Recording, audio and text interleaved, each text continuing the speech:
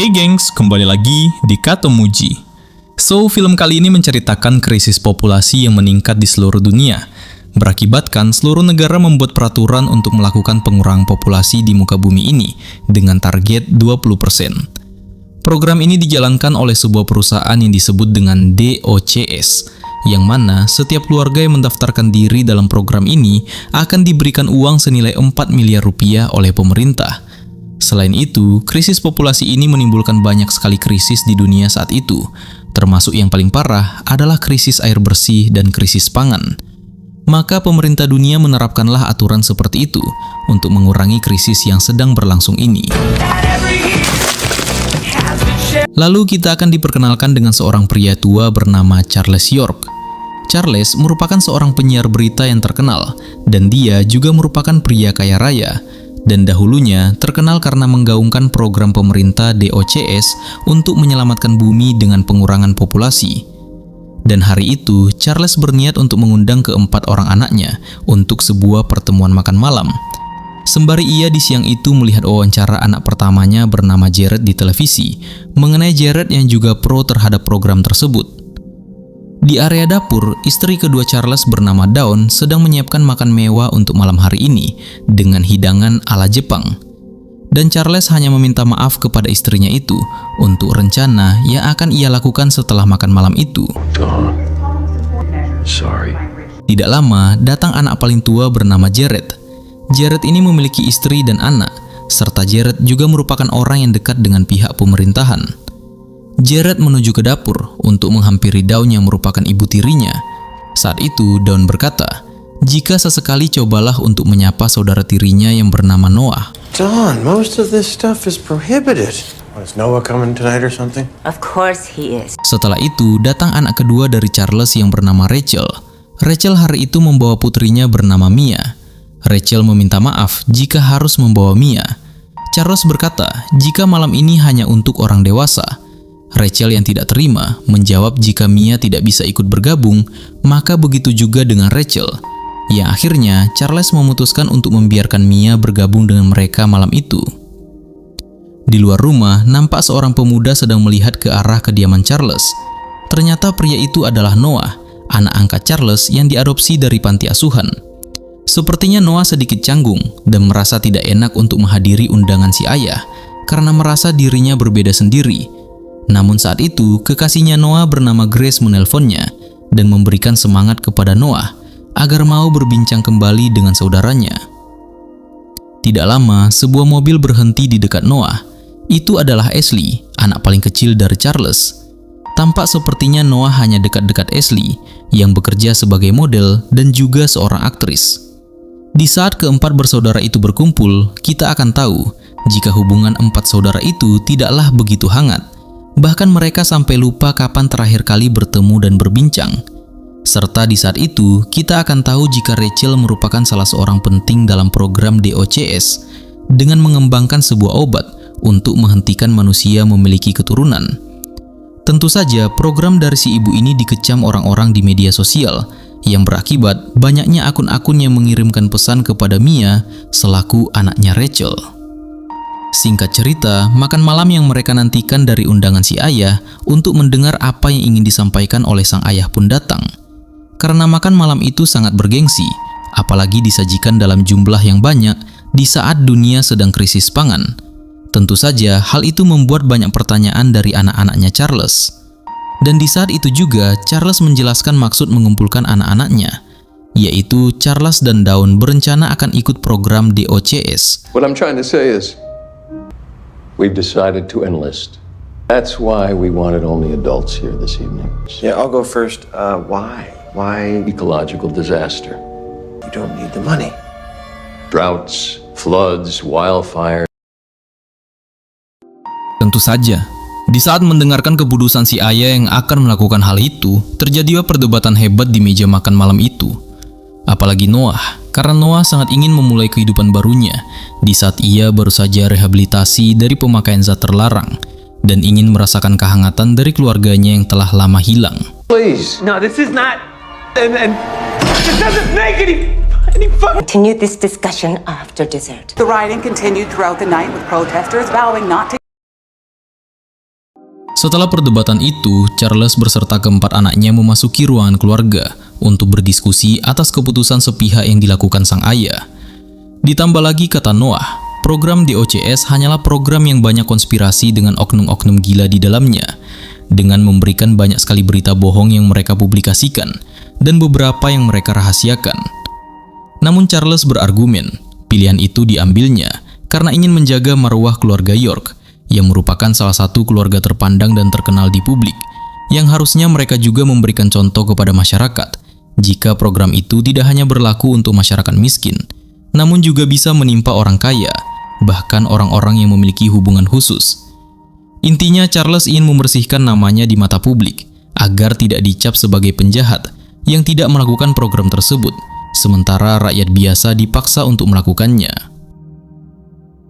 Di saat masih berdebat panas di dalam ruangan keluarga, Charles mendapatkan sebuah catatan dari Dawn yang mengatakan jika Dawn pergi dan tidak sanggup terlibat dalam hal ini, yang tentu saja itu menambah banyak sekali pertanyaan dari anak-anak Charles. Bahkan mereka berpikir jika ini semua adalah rencana dari Dawn yang ingin mengambil alih warisan mereka. Lalu tidak lama, seorang petugas DOCS datang ke kediaman Charles itu bernama Bob, yang membuat mereka semua kaget. Karena menurut Charles, ia baru saja mau mendaftarkan program tersebut. Namun kenapa petugas langsung datang untuk menjalankan program itu hari ini? Yang harusnya program dijalankan sekitar 3-4 hari setelah pengajuan.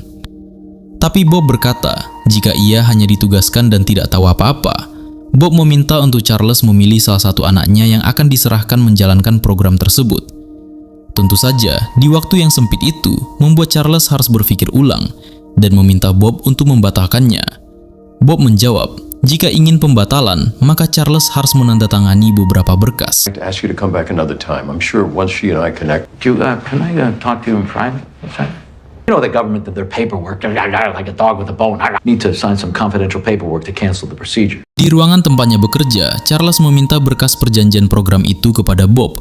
Bob memberikannya kepada Charles.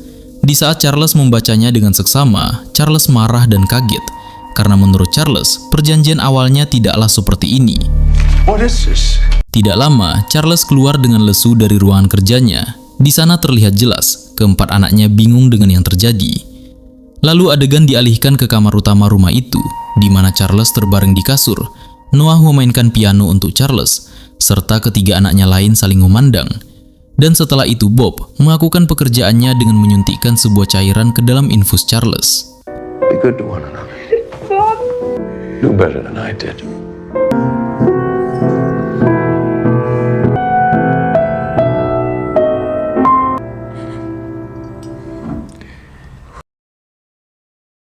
Setelah prosedur selesai dan tubuh kakunya diangkut oleh petugas DOC, anak-anak Charles meminta Bob untuk segera pergi dari kediamannya.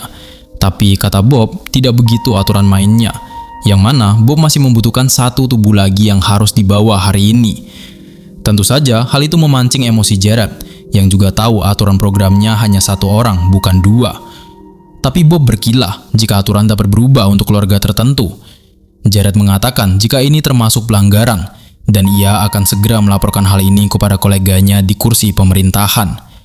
Tapi Bob menjawab, jika semua itu sudah sesuai prosedur dan perjanjian awal, dan meminta untuk keempat saudara itu tidak melakukan hal gegabah, karena menyerang atau menghalangi petugas bisa berakhir di penjara. Ditambahkan lagi, petugas sudah memblokir semua akses jaringan di dalam rumah Charles itu, yang berakibat mereka tidak akan bisa menghubungi siapapun dari luar, dan program akan tetap berjalan. Bob juga mengatakan jika Mia, anaknya Rachel, akan dibawa ke mobil petugas untuk mendapatkan pengamanan. A lunatic. Oh! Now give us the girl. Mom? Calm down. It's okay. It's all right. We're not gonna hurt her. Seperginya Bob meninggalkan keempat bersaudara itu untuk memutuskan siapa yang akan dikorban. Mereka mulai menuju ruangan masing-masing. Di saat itu, Ashley membuka komputer Charles dan mendapatkan laporan jika Charles sudah menerima uang senilai 50 miliar rupiah untuk kompensasi asuransi dari Noah atas kejadian yang pernah Noah alami. Sedangkan Rachel mulai menyiapkan alat perlindungan diri. Jared hanya duduk di depan konsol video gamenya, serta Noah meratap di dalam ruangan pianonya. Keempat saudara itu mulai memutuskan siapa yang akan mengikuti program itu. Jared merasa ia dan Rachel memiliki anak, memutuskan untuk mengatakan jika sebaiknya Noah saja yang mengalah. Karena selain Noah bukan saudara kandung mereka, Noah juga merupakan aib keluarga. Mendengarkan hal itu, Ashley langsung bereaksi kepada omongan dari Jared itu. Lalu Noah meminta kedua saudaranya itu untuk tenang, mengatakan jika ia sudah bersih dan bahkan hanya ingin memulai kehidupan baru. Juga Noah berasumsi bukan seperti inilah yang diinginkan oleh ayah mereka. Di dalam mobilnya, Bob tampak bersama dengan Mia. Lalu seorang anak buahnya bernama Tony memberitahu jika keempat saudara itu memberikan sinyal agar Bob mendatangi mereka. Bob segera masuk ke dalam rumah itu untuk bertanya apakah mereka sudah memutuskan siapa orangnya. Rachel menjawab jika bagaimana kalau Bob saja memilih. Kemudian Bob mengeluarkan 4 nama saudara itu untuk akan dicabut secara acak. Membuat Rachel kembali bertanya, bagaimana jika mereka saja yang memberikan orang itu kepada Bob? Apakah diperbolehkan? Bob menjawab, itu tidak masalah, asalkan ia mendapatkan satu orang lagi untuk prosedur di malam itu. Yang mengisyaratkan jika keempat bersaudara itu akan bersaing satu sama lainnya untuk tetap bertahan hidup. Seperginya Bob, Ashley, dan Jared mulai mempertanyakan maksud dari perkataan Rachel tadi. Rachel menjawab ia tidak ingin meninggalkan dunia ini hanya karena undian dari sedotan dengan peluang ia tetap aman sangat tipis. Lalu Rachel pun memutuskan untuk melakukan hal ini. Gonna be mine. Oh my God! Rachel! She's gonna fucking snort it all away. Oh my God! Untungnya Noah masih sempat menghindar dan tidak mengalami luka yang serius. Di saat itulah terjadi perdebatan yang sangat alot. Bahkan Ashley yang sangat dekat dengan Noah pun juga mulai memojokkan Noah dengan asumsi kalau Noah sudah mendapatkan warisan senilai 50 miliar dari asuransi kejadian ia di masa lalu. Lalu Jared juga datang untuk memojokkan Noah yang membuat aksi 3 lawan 1 pun tidak dapat dihindari. About it when she invited me to dinner. I mean, Sir Dad's estate is... Jared, put that back. Jared, all of you stop! Get the fuck back, Jared! Do you want it to be you? No! Fucking fuck this! No! Jared. Jared. No! Jesus! Guys, please.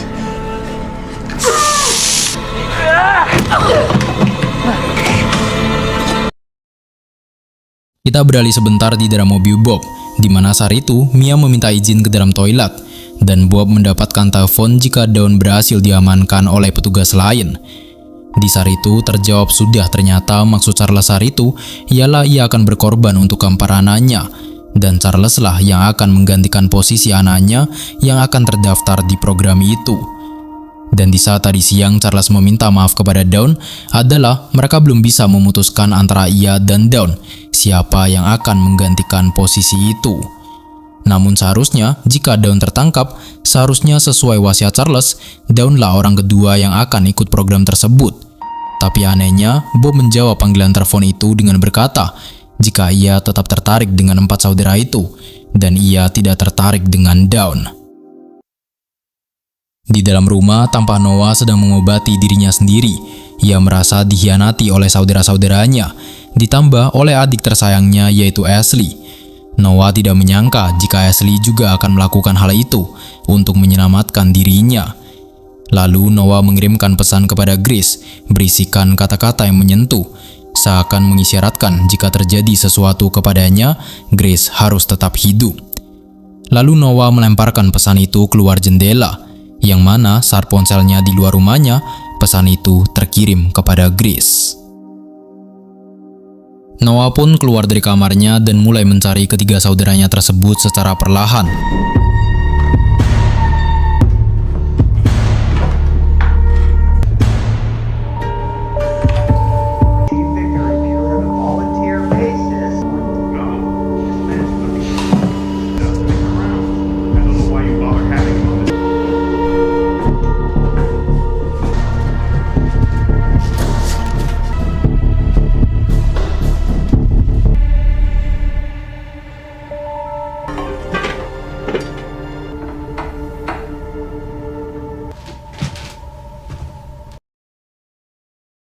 Orang pertama yang Noah temukan adalah Ashley.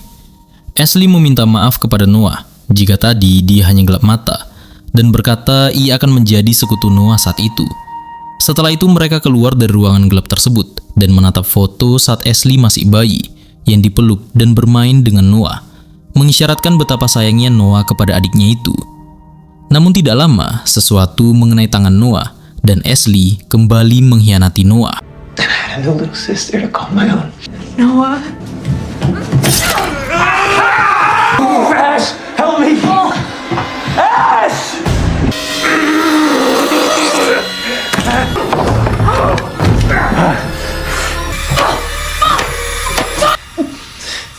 Tell me I love her. I'm not racist. Anything.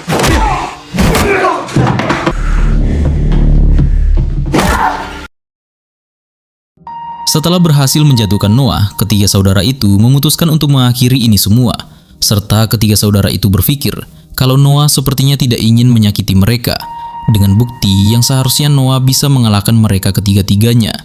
Namun Noah selalu menghindari area-area yang membahayakan nyawa mereka.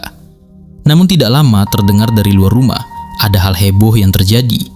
Ternyata itu adalah Grace yang datang dengan maksud ingin menyelamatkan Noah dan menviralkan kejadian itu ke internet. Melihat peluang itu, ketiga saudara itu meminta Grace untuk mencari pertolongan di luar sana. Tapi yang terjadi, I thought dogs just euthanized people. Hey, stop the vehicle! When he needs help, please run and get help! Okay, I'm gonna go. Stop her. Noah yang sudah sadar mendengar suara Grace dari luar. Dan tidak lama ketiga saudara itu memasuki rumahnya lagi untuk melanjutkan rencana mereka. Namun sayangnya lampu padam dan Noah sudah tidak ada di tempat. Noah? Come on, Noah, we don't have much time.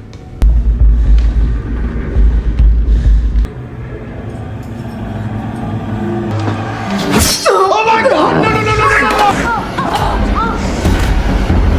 Noah, I'm so sorry. I'm so sorry.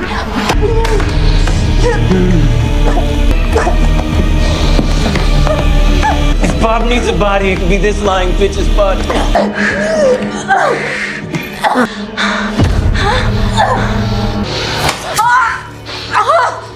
Setelah berhasil menjatuhkan ketiga saudaranya itu, Noah berkata, "Apakah ini yang kalian inginkan?" Di saat itu ketiga saudara itu sadar jika Noah hanya ingin keluarga yang utuh. Jared yang merasa ia adalah anak tertua mengatakan jika ia saja yang berkorban. Namun hal itu disela oleh Rachel. Rachel menjawab seharusnya dia saja karena dia adalah orang jahat.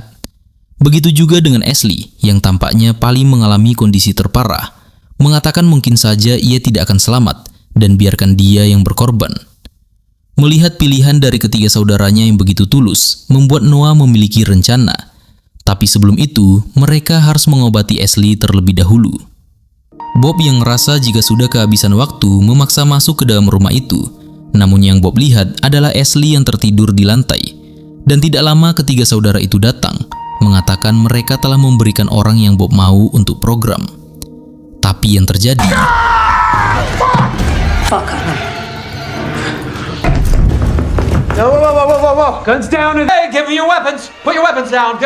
Hand over your weapons. Hands on your head. Ash. Good, let's take him. Bob yang terbangun dan sudah di dalam keadaan yang siap untuk dijadikan bahan program. Melihat ke bawah ada seseorang yang ditutupi selimut dan berkata kepada ketiga saudara itu, mereka tidak harus melakukan hal ini kepada Bob karena ia sudah mendapatkan keluarga York yaitu Ashley. Tapi Rachel berkata jika itu bukanlah Ashley, melainkan anak buah Bob yang mereka jadikan percobaan. Mengetahui ketiga saudara ini benar-benar nekat, Bob pun memberitahu jika sebenarnya Dawn sudah tertangkap dan ia bisa membuat manipulasi laporan nantinya jika orang kedua adalah Dawn. Ia membuat semua orang kaget karena meskipun sudah menangkap keluarga mereka yang lain, namun Bob tetap saja meminta orang lain dari mereka. Your father reacted violently when your family is giving up. No, please don't push that. Please don't push that. Film berpindah, Noah sedang melakukan show piano di suatu tempat yang dihadiri oleh Rachel, Mia, dan juga Jared. Serta sebuah berita yang mengatakan jika minggu ini yang menyelesaikan program adalah Grace dan juga Ashley. Ternyata saat malam itu, Ashley sudah tidak tertolong, dan Bob memberikan laporan palsu kepada atasannya sesuai kesepakatan dengan ketiga saudara ini, agar ia bisa selamat. Nah gengs, itulah tadi alur cerita lengkap dari film berjudul Human yang dirilis pada tahun 2024.